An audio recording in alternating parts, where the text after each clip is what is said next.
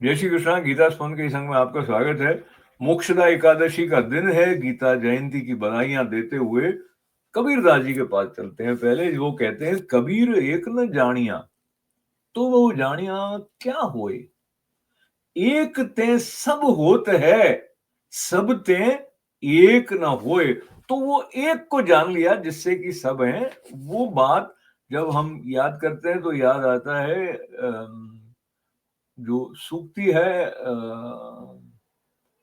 एकम सत विप्रा बहुधा वदंती। तो है तो एक ही है। और वही एक की बात जो 31वां श्लोक है श्रीमद् भगवद गीता का 6 अध्याय का, उसमें भी आ रही है। सर्वभूतस्थितम यो माम भजत्येकत्वमास्थितः सर्वथा वर्तमानोपि स योगी मई वर्तते। शाब्दिक अनुवाद इसका जो दिया गया है उसका अर्थ बनता है, जो पुरुष एक ही भाव में स्थित होकर, एक ही भाव में स्थित होने का अर्थ हमें अनुमान से जो पता लगता है, तो जो परमात्मा, जो सच्चिदानंद घन ब्रह्म है, उसमें जिसका मन रम गया है और वो सब जहां जहां देखता है वहां पे आत्म रूप में स्थित सच्चिदानंद घन वासुदेव का ही दर्शन करता है, उनको ही भजता है।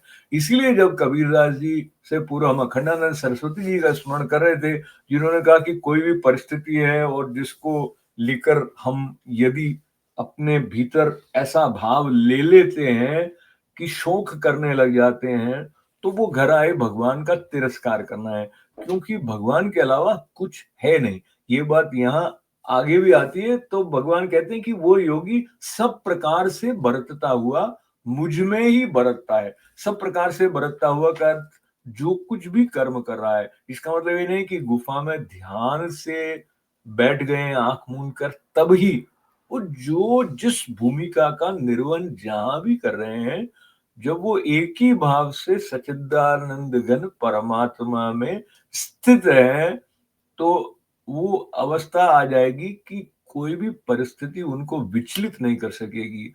तो जो अखंडानंद सरस्वती जी महाराज भक्ति सूत्र, नारद भक्ति सूत्र के संदर्भ से कह रहे हैं कि वो शोक करना, भगवान का तिरस्कार करना है उसमें। और जो श्रीमद् भगवद गीता के द्वारा समता की बात बताई जाती है, जिसके ऊपर बहुत जोर दिया जाता है, क्योंकि समता के बिना योग सिद्ध नहीं है। तो वैसी हमारी भी अवस्था आए तो पता चलेगा कि हम बहुत सारी चिंताओं से मुक्त हो गए। तो बहुत चिंता नहीं होगी तो कई जो व्याधियां हैं वो भी स्वतः हमको छोड़कर चली जाएंगी।